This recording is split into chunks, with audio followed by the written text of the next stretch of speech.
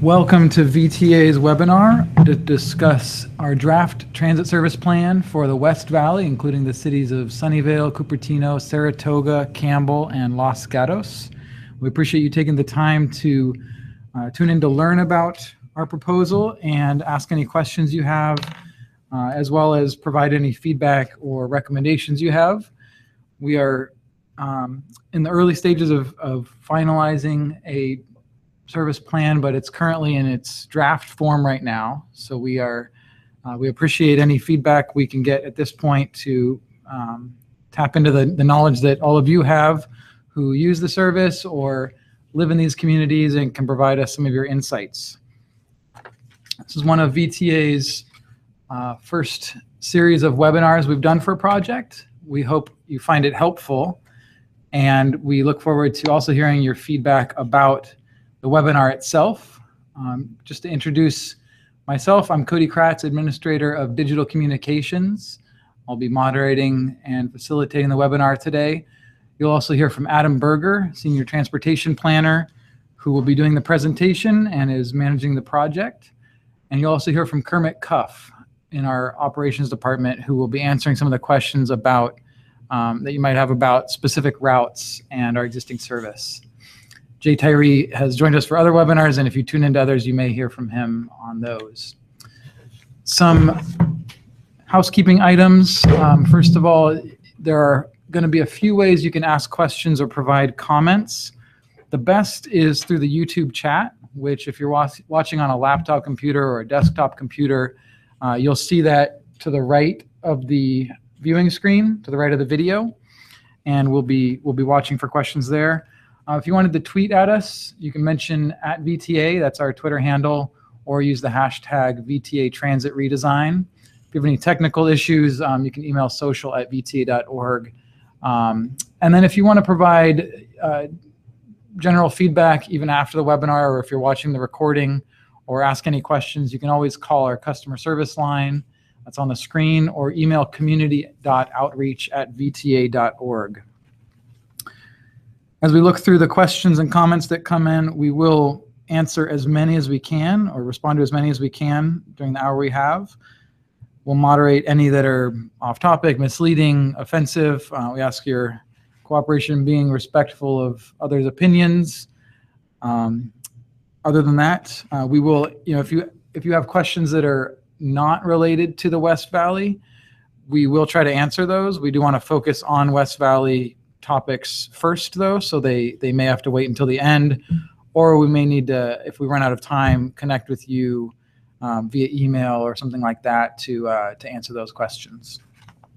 I want to also make sure to emphasize that we have a project website at nextnetwork.vta.org that has a lot of information on it, including what we're covering today. So if you wanted to see it in writing, or you wanted to look more closely at maps, you can go there and look at specific routes. There are a lot of tools and different ways to explore the plan, the draft plan. And you can also, at the bottom of most of the pages, enter any comments you have or feedback or recommendations right there on the site. So it's a convenient way to learn and provide your feedback and help us learn. With that, I'm going to turn it over to Adam Berger to go through presentation to talk about the proposed service changes in your area. All right, thank you, Cody.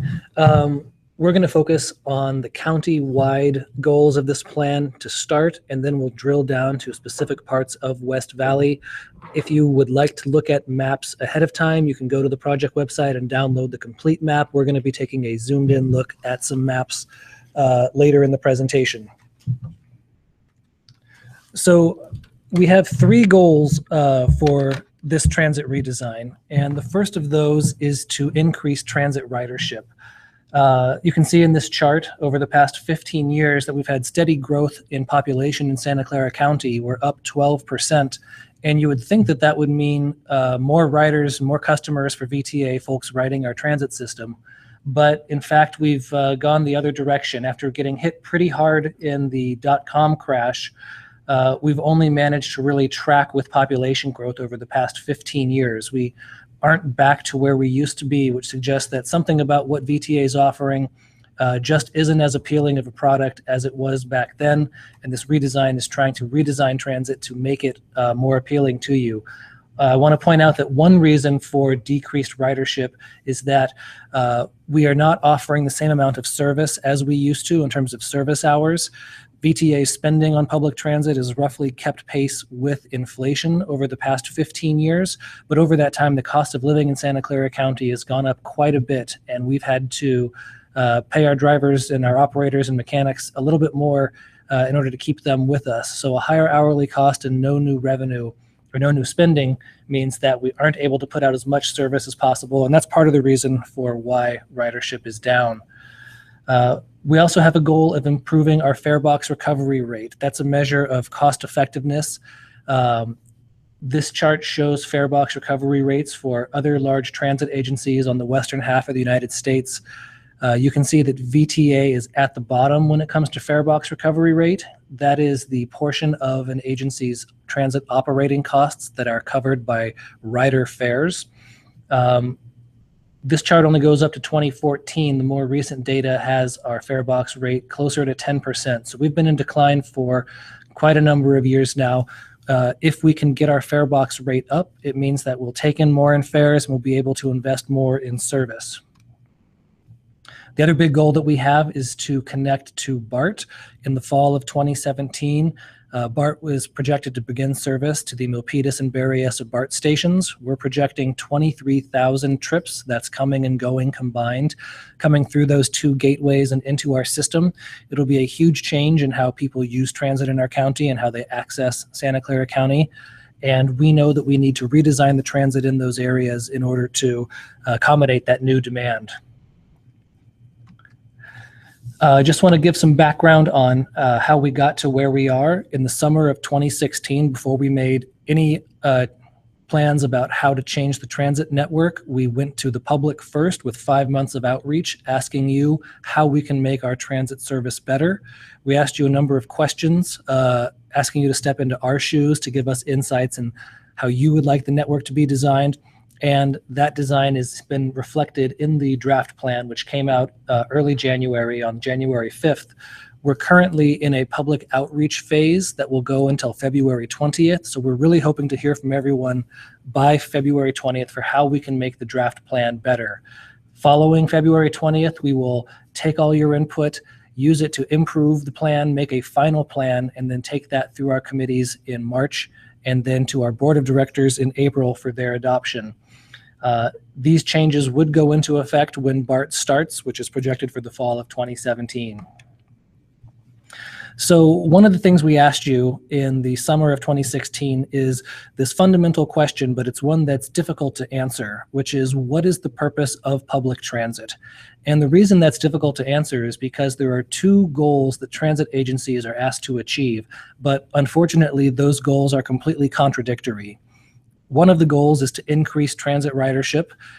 This is taking a business-oriented mindset toward the design of the network. This maximizes service in areas that are expected to have a high return in ridership, and in doing so, maximizing the number of people you carry and minimizing the cost per passenger.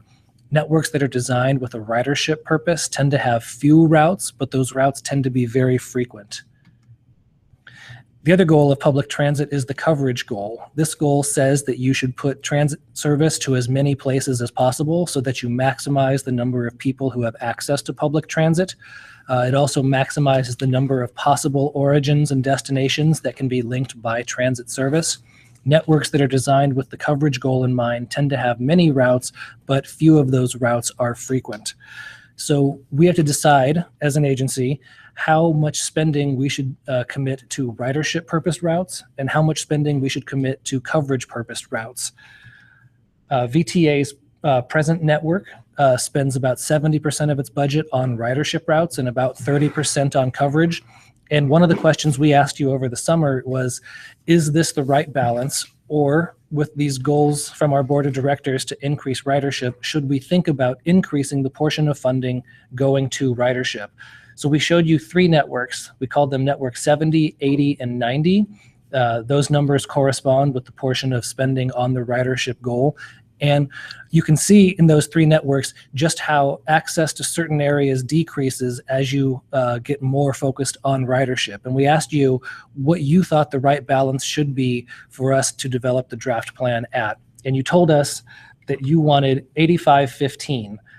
We took that recommendation to our board of directors and they affirmed it. And so the plan that we have put out that we'll talk about in a moment is an 85-15 ridership coverage balance.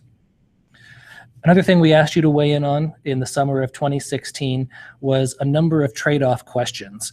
We've got a lot of different good things that we can do in designing public transit service, like more frequency, like later hours of the day, like more weekend service. But the more we spend toward any one of these goals, the less we can spend on others. So we asked you to weigh in on these trade-offs. And in many ways, you reinforced aspects that exist in our system today. But you told us three really interesting things that suggest that you are ready for a change in how we design our network. And that was that you're willing to walk farther to faster transit, you're willing to walk farther to more frequent transit, and that you're willing to put up with transfers if it means that shorter overall waits allow you to get to your destination faster than you would if you waited for a direct route. So you'll see all that reflected in the draft plan. So when it comes to frequency, this is a map of our current frequent routes. These are routes that operate at 15 minutes or better all day. What you see here is that most of these routes operate on an east-west basis. There aren't a lot of north-south routes intersecting, allowing you to make easy transfers between these routes. Especially on the west side of the county, you have just El Camino and Stevens Creek. And, you know, if your origin and destination are both on El Camino or both on Stevens Creek, that works for you. But many trips have origins or destinations that are off those corridors or that require you to travel between them. And in that case, if you're making that trip on transit, you're waiting for a 30-minute bus or a 60-minute bus. You might be allowing a lot of extra time in your trip in case you miss your bus. And once you start getting to those frequencies, transit stops becoming a viable or attractive travel choice. So we're proposing to increase the number of frequent routes in our system quite substantially. This is a map of the proposed increase.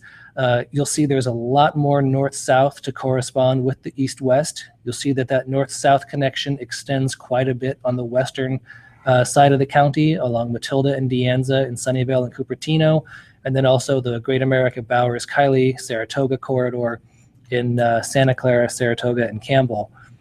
Winchester also. So here's before and after. Quite a difference. We're also proposing to increase the number of routes in our system that carry the rapid designation. Rapid routes are 15-minute or better routes that operate all day that have wide stop spacing. So stops about 3/4 to a mile apart. That's different from our local stop spacing, which is about 1/4 mile to 1/3 of a mile. When the bus stops less often, it travels faster in terms of average speed. So these are the routes you want if you're traveling a longer distance. So this is the 522. This operates on El Camino, the Alameda, Santa Clara Street, Alum Rock, and Capitol. This is in operation today. We're proposing to add 2 more routes. One of them is the 523. This would be an upgrade on the limited 323 route that currently operates on Stevens Creek and San Carlos between De Anza College and downtown San Jose. We're proposing to bring that up to rapid status and to extend it on both ends. On the western end, heading north through Cupertino and into North Sunnyvale. On the eastern end, increasing it or expanding it to the Barry S. BART station via Santa Clara and King Street. The other route, which we've highlighted in red to differentiate, is the Rapid 500 route that we are proposing. This would be an upgrade on the downtown Dash Shuttle. The Dash Shuttle currently connects Diridon Station with downtown San Jose and San Jose State. We're proposing to upgrade that to a rapid route and have it go all the way to the Barry S. BART station, which should be a strong link between those 3 major destinations. And this would effectively be the transit version of the future BART extension, the fastest way to get downtown from the Barry S. BART station on transit. Speaking of BART, we're proposing to substantially increase the number of buses and trains that go to the Milpitas station area, going from virtually nothing today up to 42 buses and light rail trains per hour serving that station. At Berryessa, it's a similar story. We're proposing 28 buses per hour, including those 2 rapid routes, the 500 and 523, that'll get you to downtown San Jose quickly. We're also proposing some big changes in our light rail network. The first of which is introducing a new route called the Orange Route that would go from downtown Mountain View to the Alum Rock Transit Center. Presently, if you are making that trip on light rail, you're forced to transfer at Tasman. We'd like to get rid of that transfer and create a stronger connection between all those folks who will be coming into the Milpitas BART station at our Milpitas station, light rail station, and taking them over to the western part of the county by light rail as conveniently and quickly as possible. The green route in response would be shortened. It would not go all the way to Mountain View, but would turn back at Old Ironsides. We're also proposing to bring the frequencies on the green route up to 15 minutes all day. It's currently at 30 minutes in the midday. We're also proposing changes to the yellow route you see there. That is our commuter express service. 3 trains leave South San Jose and head up to the Bay Point station in the morning and then do the reverse in the evening. We found that most of our riders do not travel north of downtown San Jose, so we're proposing to turn this train around at St. James so as to allow it to make 6 trips in that yellow segment rather than just the 3 that it does today, and to maximize the amount of trips it can make through the Highway 87 corridor where it skips stops. So all in all, this means that we have greatly expanded access to frequent transit service. About 160,000 residents who do not have access to the frequent network today within a half-mile walk would have access in this proposed plan. A similar story with jobs. We would increase the jobs on the frequent network by about 150,000. Those are both very substantial increases, and they are things that we've seen result in increased ridership when cities that have done similar redesigns have employed these strategies. What that means for our current riders, there is a big trade-off here. About 1% of our current ridership, about 1,300 people, would no longer have access to transit service. On the other hand, about 13,000 people, about 12% of our riders, would see increased access to frequent transit service. Increasing access to frequent transit overall, like on the previous slide, as well as increasing the access to frequent transit for existing riders, are strategies that are effective at increasing ridership overall, but they do come at that cost of folks who lose access. And as transit planners and transit riders, we are mindful of the seriousness of that trade-off. We're also proposing to increase weekend service levels. We know that people who look to public transit as a travel option tend to have jobs that are in restaurants and retail, and typically areas that often require working on the weekend. So in the places where those uses exist, we are proposing to increase transit service levels on Saturday and Sunday so that we can be a 7-day-a-week solution for more people. So I'd like to talk about some specifics in the cities of Sunnyvale, Cupertino, Saratoga, Campbell, and Los Gatos. We'll start with Sunnyvale and Cupertino. There is a lot that we are proposing to change here. The first big thing you'll see on the north side of the map is that new orange line coming in. That'll be 15-minute all-day service straight over to the Milpitas BART station and Alum Rock. We've also proposed a new route here, or a renamed route. Route 21. It would be renamed from Route 32. We're actually proposing to combine Route 35, which connects Palo Alto and Mountain View, with Route 32, which connects Mountain View and Santa Clara, into one route, and rename it the Route 21. That way you no longer have to make a transfer at the San Antonio Transit Center if you're traveling through on that route. This route also serves a number of Caltrain stations and can be a more frequent connection between the downtowns along the peninsula in the midday when Caltrain is operating at an hourly headway. We're proposing a new route in Route 20 that goes from downtown Mountain View to downtown Sunnyvale and then over to the Milpitas BART station. Route 20 would be an all-day 30-minute connection with a 15-minute peak between Mountain View and Sunnyvale, something that Caltrain doesn't really do. Only the local Caltrains do that now, and the skip-stop Caltrains hit either Sunnyvale or Mountain View, but do not hit both. That proposal would also recognize the recently intensifying land uses along the Arquez and Scott corridor in Sunnyvale and Santa Clara. Another change is to Route 53. 53 is currently an hourly route that hits the Sunnyvale Transit Center and then goes through the neighborhoods in West Sunnyvale, serving Sunnyvale Middle School and Homestead High School before hitting De Anza College and heading south to West Valley College. We are proposing to do some rerouting on this and some increasing of frequency. So it would go from a 60-minute frequency to a 30-minute frequency, but when it gets to Homestead, instead of going to De Anza, it would head east along Homestead with a quick dip down to the Valco and Kaiser areas along Stevens Creek. That's a big change for that route. Route 81, which exists today, which goes along Grant and Mountain View before coming down to Stevens Creek and then working on Homestead, would instead be shortened to just that portion west of De Anza. The frequency would be decreased to a 30-minute peak and 50 or 60-minute all day. Route 54, which exists today on Hollenbeck and Stelling, and then going up Matilda to the Lockheed Martin Transit Center, we are proposing to discontinue, but we are also proposing to add a new route. It's that 523 extension north on Sunnyvale, Saratoga, essentially taking the resources spent on the 54 and investing them in the new 523 service that would be a faster, more frequent way to travel north-south in Sunnyvale. One of the nice things about the 523 is that it connects directly to the Stevens Creek corridor, eliminating a transfer that folks who are making that connection at De Anza must do today. So it should allow them to get, we should have a better connection between Sunnyvale and Cupertino as a result. Route 56 is somewhat of a change as well. Currently, that area, that corridor along Wolf is served by Route 26.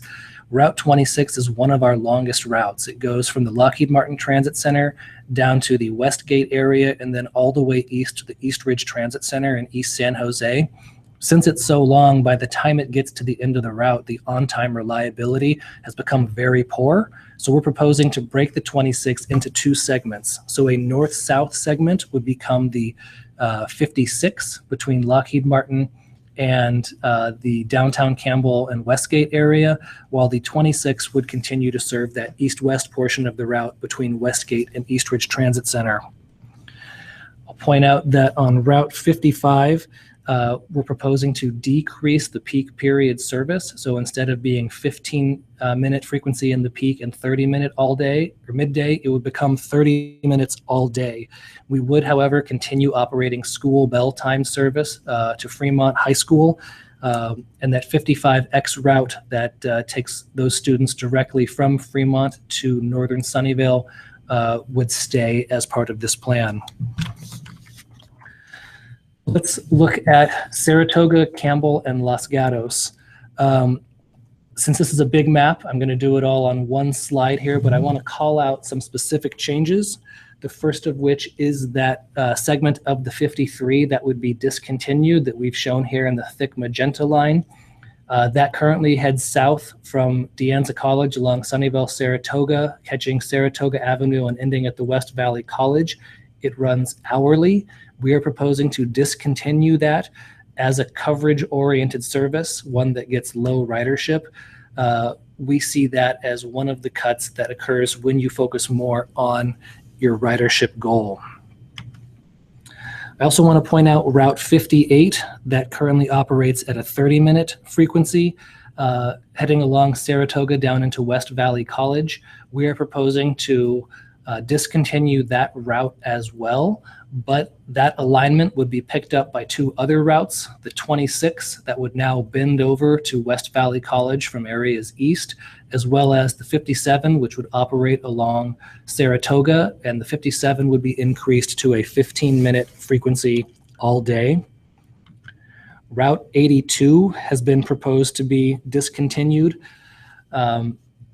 This route is in between a lot of other routes. We saw it as perhaps a route that could be reduced as part of decreasing coverage services in the areas that have high ridership, like the section along Hamilton between the Westgate area and Bascom. We're proposing to retain service on Route 56, but other areas like that heading between Bascom and over into Willow Glen would no longer have service.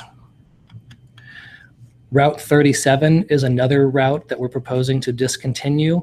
That currently operates at a 60-minute frequency and connects West Valley College with the Winchester Light Rail Station and then heads down Hillsdale to southeast San Jose. This route is among our lowest ridership in our system, and while it does serve a purpose of filling a big gap in our network, it simply did not have the ridership to justify continuing given the new direction to focus more on ridership. Routes 48 and 49, which currently connect downtown Los Gatos with the Winchester Transit Center, with one of them operating along Winchester and the other operating along Los Gatos and Bascom, are proposed to be discontinued. We would partially replace them by extending Route 27 along Los Gatos, along Highway 9, and then along Winchester. It would not go all the way down into the downtown of Los Gatos along Main Street there, nor would these routes serve the section along Hacienda that the 48 currently does today. However, the current routes are hourly, and the proposed Route 27 would be half hourly, so a small access loss for a frequency increase. Route 65 is another route proposed to be discontinued. This route travels along Lee and Camden, heading down to the intersection of Blossom Hill and Meridian. This is between two other north-south routes, the 61 and the 63, and when you have parallel routes and when you hear from the public that they're willing to walk farther to get to more frequent transit, this is the kind of route that gets eliminated as a result. So some of the Route 60 or 65 riders may be able to use 61, some may be able to use 63, but this was an area receiving a lot of coverage in our current network that we couldn't justify given the new direction. Lastly, I'll mention a few other things that don't get specific call-outs. One is that we operate two peak period limited routes that go along Camden and Lawrence Expressway, I believe. Those routes operate only in the morning and only in the evening, and they are not recording high ridership right now, so they have been casualties of the new focus on ridership and are not on this map. Also want to call out some changes with Route 61 and 62. Presently, Route 61 and 62 overlap along Bascom, but heading south when they get to the intersection of Bascom and Union, one of the routes heads along Bascom and the other heads along Union, and the two meet again by the Good Samaritan Hospital. What we're proposing to do is keep the exact same service as that, but call them both Route 61. So travelers heading south on Route 61 need to know that every other route is going to go Bascom or go to Union, and we're working on the right way of phrasing this so that it's clear to riders. But if you're currently a Route 62 user, you'd have no different transit experience other than learning the new number and ensuring that you are on the right variant of those routes. I'd like to mention a few other things that are related to this service design that folks should consider. One of them is that in Measure B, which was passed in November of 2016, Measure B funded 9 different categories of funds for Santa Clara County. One of those is public transit, and there are 4 different categories of expenditure that are eligible for those funds to be used. I've got them bulleted here. The second one is enhancing the frequent core bus network. That would represent an increase in the budget for the transit plan. Presently, we are not including any of those funds in this redesign because the recency of the ballot measure being passed has meant that our board of directors simply hasn't had the chance to authorize us to spend those funds. We're hoping to see that they'll take this up in the near future so that we'll understand how we might be able to add a little bit to this network going toward the final plan. Also want to point out that VTA is looking into updating its paratransit policy. By federal law, the Americans with Disabilities Act, VTA is required to provide paratransit service. That's an on-demand service for users who, by way of disability or personal mobility, are unable to use fixed route public transit. VTA must provide service to folks whose trip origins and destinations are within 3/4 of a mile of a fixed route transit service while that service is in operation. VTA's own paratransit policy exceeds that federal minimum by extending the coverage area an additional mile, so that if you are within 1 3/4 of a mile of a fixed route service, you are eligible, or you can use paratransit. If you are in that additional 1 mile extended zone, your fare is higher. It is $16 rather than $4 if you are within the 3/4 mile zone. Since the coverage area is based on the shape of the transit network, some of the reductions that VTA is proposing would mean that some people who live or travel to places that are currently inside the coverage area might become outside the coverage area with the draft plan according to current VTA policy.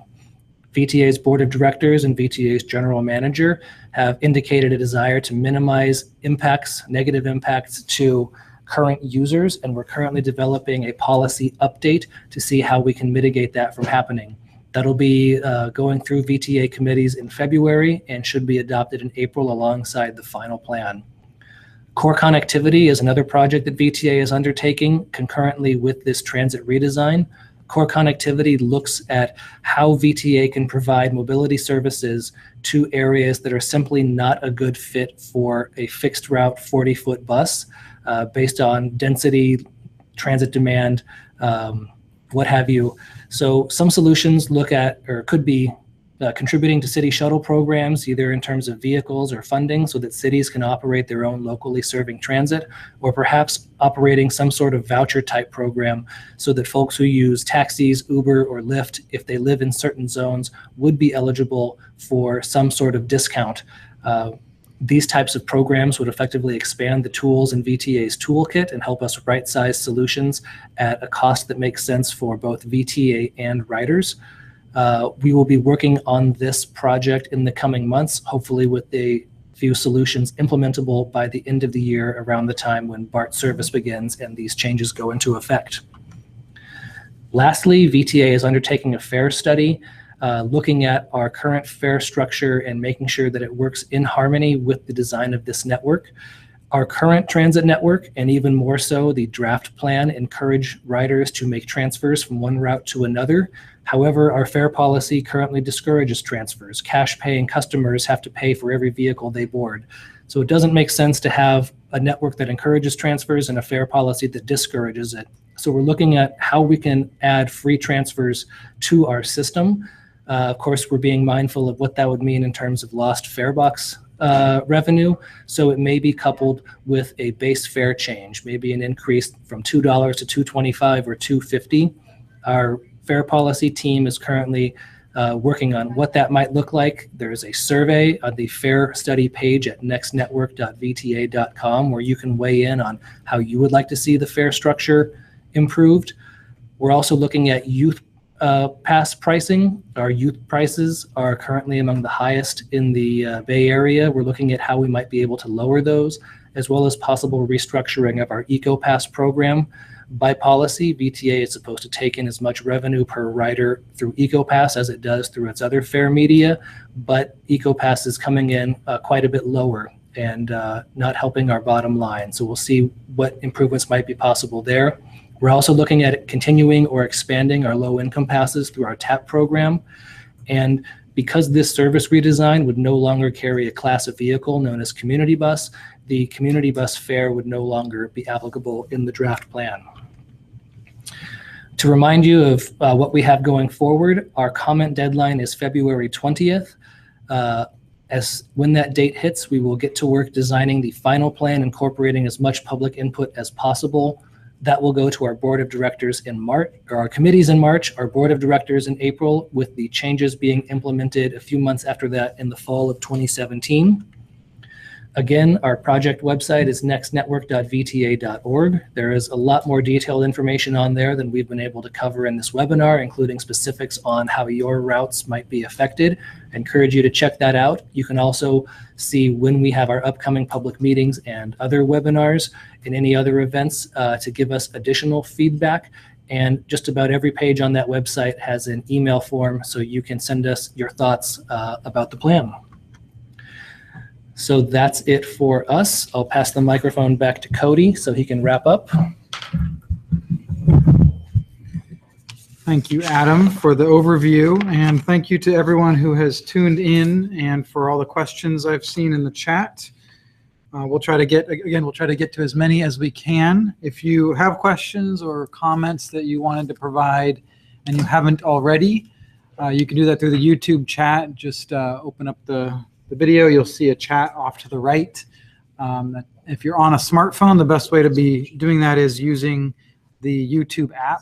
And then you can actually see the live chat. You won't be able to see it through a browser on a smartphone. We'll also check Twitter, and there's some questions we saw on the Facebook event, if that's how you found out about this. There's a couple there we'll address. And if you are watching this as a recording and you didn't get a chance to ask your question or provide your feedback live, please do give us a call or email community.outreach@vta.org to make sure that we have your input and recommendations as the planning team goes into finalizing the plan. And again, we definitely appreciate your feedback on the webinar itself. This is a new way for us to provide information and engage with you. We hope you found it convenient, and we appreciate any feedback on how we can do these better in the future. So there are some questions I wanted to get to, and I have Kermit here ready to answer some of them. I think he knows what they are, so I'm going to go ahead and just turn the mic over to him now. Sure. We had one on the 323 and the 523 is like what the difference between the current 323 and the rapid 523. And if you're on Stevens Creek, there's not a big difference. It's just a recognition that it'll be similar to the 22 and the 522, that the 523 will be extended to Berryessa Bart and then up to the Lockheed Martin. So it'll go farther than the current one does. And that we currently have some limited signal priority on the 323, but it doesn't include like the city of Santa Clara and stuff. So there'll be expanded signal priority on the rapid 523, getting better over time. I think Adam was suggesting to explain what transit signal priority means exactly, or Adam may. Sure. So transit signal priority is a technology that's installed in the signals to detect when the bus is approaching so that it can hold a green light for approaching vehicles. As a result, the bus would see less red lights. This is something that we've used on the 522 to speed up travel times. And since that's been getting installed recently along Stevens Creek, we've started seeing some improvement in the 323 travel times. So we hope to expand the number of signals that can take advantage of that and increase those transit travel speeds. Thank you, Adam. There was also a question I wanted to make sure we touched on, and that actually came in on the Facebook event, and that was just about service to the Sunnyvale Library and Civic Center, which currently has some really nearby service, but the proposed plan would change that a bit. So you want to explain that, Kermit? Right. We are aware of that. I mean, as staff, there's certainly many places in this plan where there are locations that are negatively affected, while of course there are others that are positively affected. But there are about like 20 people a day getting on and off at the stop at the Sunnyvale Library. And it is only a block from the 22 line, but it's sort of it would be a casualty of losing the route that we have on Homestead, as opposed to putting, as Adam mentioned, putting in the rapid service on every 15 minutes on the 523. So, but we're definitely aware of that issue, and that's come up with our discussions with the Sunnyvale city staff as well. And we definitely, I just saw a comment actually came in on that, putting the 523 closer to the library, and the team will take a look at all of this kind of feedback and definitely take it into consideration. I mean, initially there were two sort of suggested routings for the 523, and one was to have it just go straight up Matilda into downtown. The other one was the Sunnyvale Avenue. The reason we chose Sunnyvale Avenue was because we really can't fix the bus stops at El Camino and Matilda in order to get like the 522 to stop there, which we would definitely want them to connect. And since the stops, we couldn't improve the stops at El Camino and Matilda, but we can at Sunnyvale Avenue. That was the main reason for deciding to go over to Sunnyvale, which unfortunately that means it's a little farther away from the library. So I had a couple of questions I was going to turn to Adam. The first is about city shuttles and the advantage of those and how VTA would integrate those into our various forms of customer information if that were to happen. And the second is asking whether the final plan would incorporate Measure B funds. So I'm going to have Adam speak to those a bit. Sure. So on city shuttles, what we've seen be successful in other areas, Los Angeles and the transit agency down there, LA Metro, is that LA Metro does what they do best, which is operating crosstown, frequent, and rapid BRT type services. And they will often give funding, or they have policies of giving funding to a lot of the local cities so that they can run their own locally serving routes. The benefit of that is that cities can often operate at a more cost-effective rate than big transit agencies, so it allows those public funds to go farther, be spent on more service hours. It also allows the local community to have a stronger role in shaping how those routes should be designed, as the cities know their areas better and can design them better. It's something we're hearing from cities that many of them would like to get into their business of providing transit to their residents. So this is a way we can coordinate on that. As far as getting that information out there, I think there's a lot of improvement that we can do when it comes to getting that info out there. One is making sure that all city shuttles and ACE and Caltrain shuttles appear on VTA's transit maps. Presently, they don't all appear there, which means you could have a transit solution that works perfectly for you, but you don't know about it if you haven't heard about it through another means. So we're really looking to improve the quality of information, the integration of all of that. When this new transit service plan comes out, VTA will overhaul its own transit map to go from being a service class-based map to a frequency-based map. And we'll be looking to add all those city shuttles and other coordinating service shuttles at that time. So Adam, there's a follow-up question on that. Desiree is just asking if there's interest from certain cities that want to provide transit in Santa Clara County. Well, we have Palo Alto and Mountain View operating city shuttles right now, and they've indicated an interest in either expanding those programs or having VTA help coordinate on the planning. So yeah, some cities are already in the game and other cities are looking at what the right fit is for them. I believe Santa Clara has operated a city shuttle in the past, so the interest is there. And did you had a question for me about Measure B also? Yeah, just the question was whether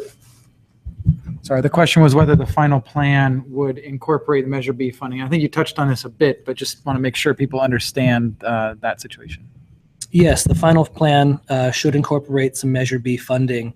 The issue is just that with 4 different eligible uses for Measure B, our board of directors needs to make a policy decision about how much of that expected $16.7 million a year to spend toward each of those goals. Without a certain number, it prevents us from being able to really know what our budget is. So we should get that clarity in the coming months, and then we'll be able to factor that into the final plan.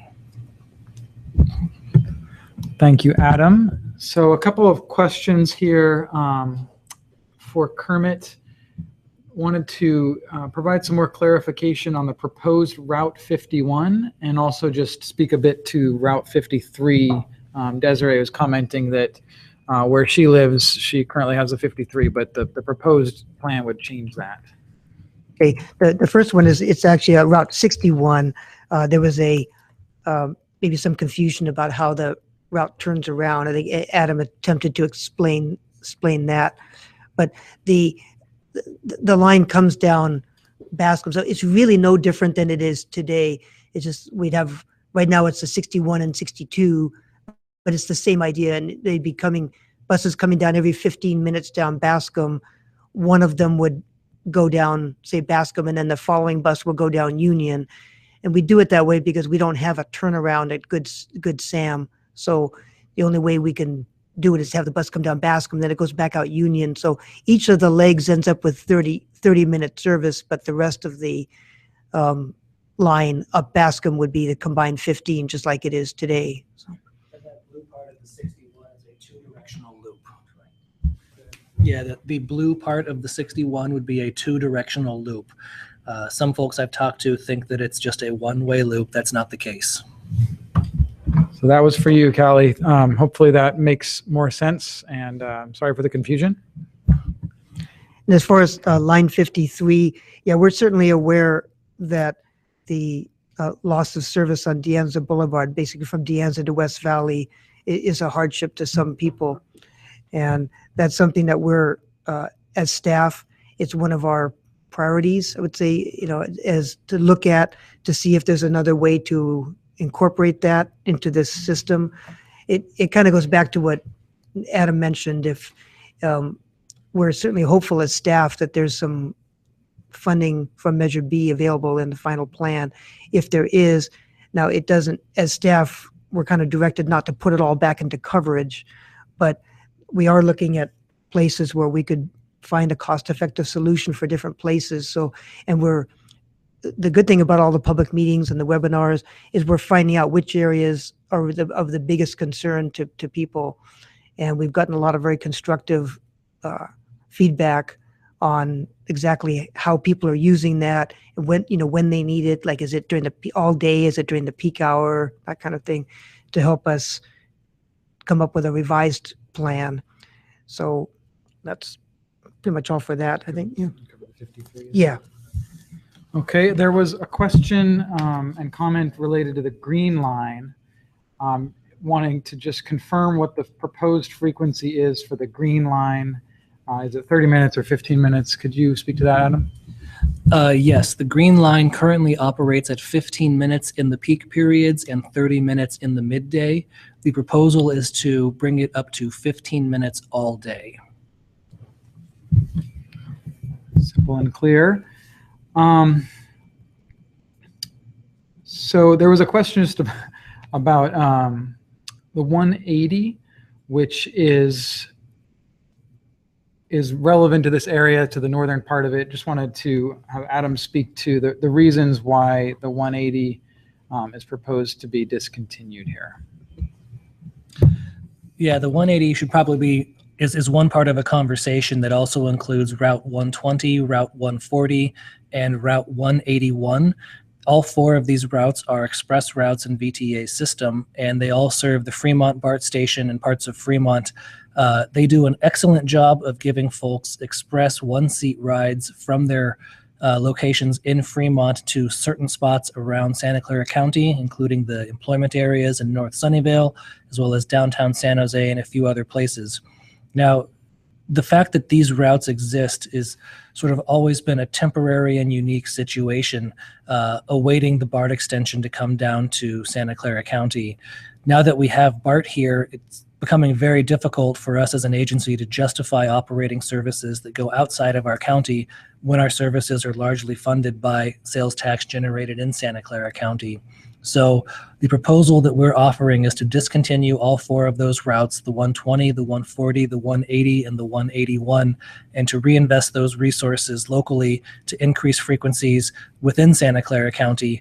I do recognize that folks who currently make those connections are likely going to have to switch to BART and then make a connection to light rail or another route once they get into Santa Clara County.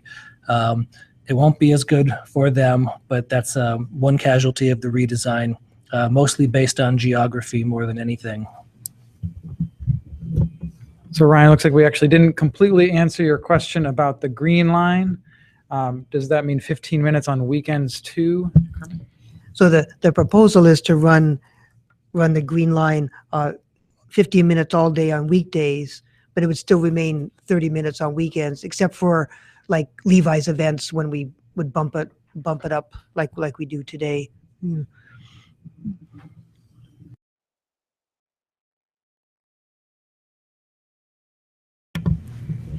So there's a question here about future proposed development, transit-oriented development around the Caltrain's Lawrence Station and Lawrence Expressway on the border of Sunnyvale and Santa Clara. Adam, could you speak a bit to our plans for service down the road there? Sure. So we get a question a lot about Lawrence Expressway is a great fast road. Why don't you guys operate more transit on Lawrence? And I'm The answer to that question, which is related to the question that's been posed here, is that the design of Lawrence Expressway is so automobile oriented to be actually exclusionary of public transit. The travel lanes are built all the way out to the edge of the road, so there would be no place for the bus to stop without blocking a lane of traffic. In many areas on our expressway system, there are no sidewalks. There's no place for a pedestrian, so it wouldn't be a good place to locate a stop. And at some of those spots where you would think there'd be key transfer points, like at Lawrence and Stevens Creek or Lawrence and El Camino, Lawrence actually has a flyover ramp over those facilities. So trying to imagine where a passenger might get off and their walking path to get down to the street level is pretty difficult. Because of that, the only transit routes that VTA operates on expressways are those express or limited peak period routes. What those do is they take folks from one part of the county, generally in the south in the morning, and drive them a long distance very quickly to a location in the north in the evening. That is a very limited travel market of people going from one spot to exactly one other spot. And those routes haven't done very well in terms of ridership. So when we look at the Lawrence Station area and that new development, it's a similar problem. Where would the bus stop? Where would passengers wait? There's a good connection to Caltrain there, but simply the design of Lawrence Expressway is really not meant to accommodate transit, and that's why you don't see us having more service there. Thank you, Adam. And Daniel, so your comment that you agree Lawrence isn't the best for transit. Hope that was a helpful explanation for you. There was a question, pretty detailed question here also from Daniel about the 21 and the routing there. And Kermit has read your question, is going to go ahead and respond to that. Yeah, you bring up a good point. It's always been a challenge for us to cover Middlefield, because if you could have a route that just goes straight through on Middlefield all the way to Palo Alto, but then by doing that, it never really connects with downtown Mountain View, San Antonio, Caltrain, or the frequent service on El Camino. So it's sort of a challenge knowing how to do that. We would certainly welcome any suggestions that you have on, because I realize there are parts of Middlefield that are no longer covered in the in this proposal. The ridership on California, while it's fairly close to El Camino, is pretty high today, and that's one of the reasons that we keep that section going. There are a lot of people traveling between the San Antonio Transit Center and downtown Mountain View and the train station, and line 21, or the current line 35, handles that pretty well. But again, we'd welcome any suggestions on straightening out or providing alternate service on Middlefield. Thanks, Kermit, and thanks again for the question, Daniel.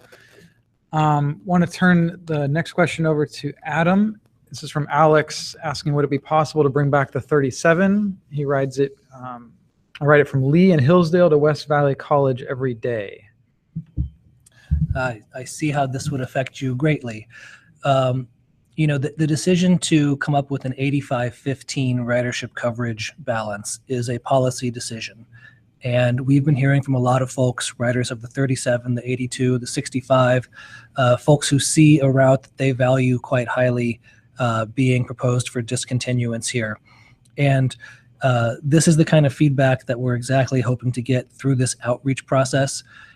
In one sense, we're asking you, do you like the draft plan and where we put these routes? But on a higher, broader level, is the 85-15 balance the right fit? When we did our outreach in the summer, we certainly had votes for 70-30 as much as we did for 90-10. So there's a wide range of perspectives on this. Because of that, we've got a number of opinions from folks coming in, and as transit service planners, we're trying to do our best to accommodate as many folks as possible, trying to put the mass in mass transit.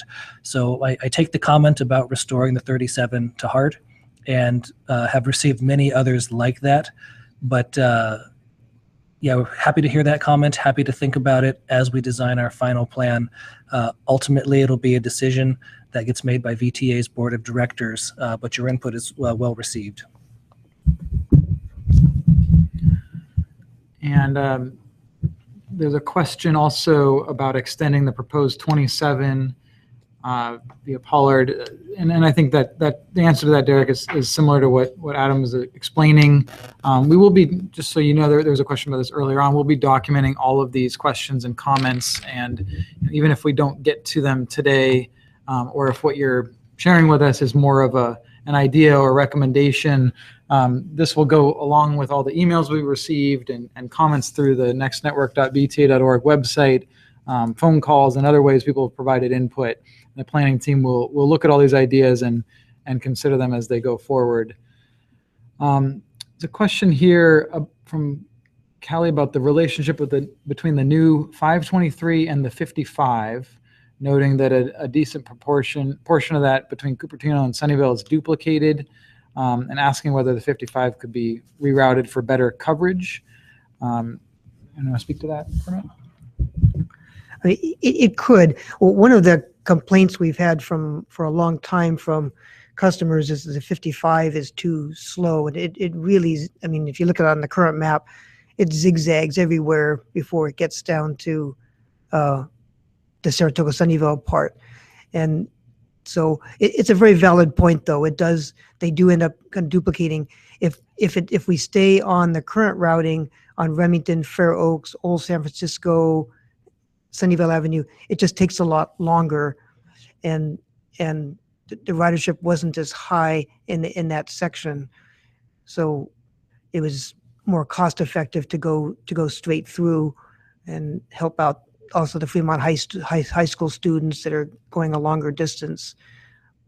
But I do recognize that, yeah, there is some duplication there. So if you have any specific suggestions on that, that would be helpful for us to be looking at. And Desiree, thank you for your comments. And as Adam said, there are some very difficult trade-offs that we're working through right now, and we do understand. And it's a challenge. But we do understand that the 85-15 split would mean that some people, and it sounds like you're in this group, wouldn't have service close by, and that's kind of the balance that we're needing to work through here. Just know that we do hear you loud and clear, and we've heard similar comments from a lot of people, and that's going to be part of the considerations as the planning team finalizes the plan and presents something to our board of directors, and they can make a decision. Yeah, and I'll just add that we're planning on documenting every single comment that we receive and providing that to our board of directors. So your comments don't just come to us, they go further all the way to your elected officials and your representation on the board. So with that, we answered as many questions as we had time for. We are actually right on the 4 o'clock mark, and to respect everyone's time, we are going to go ahead and end on time.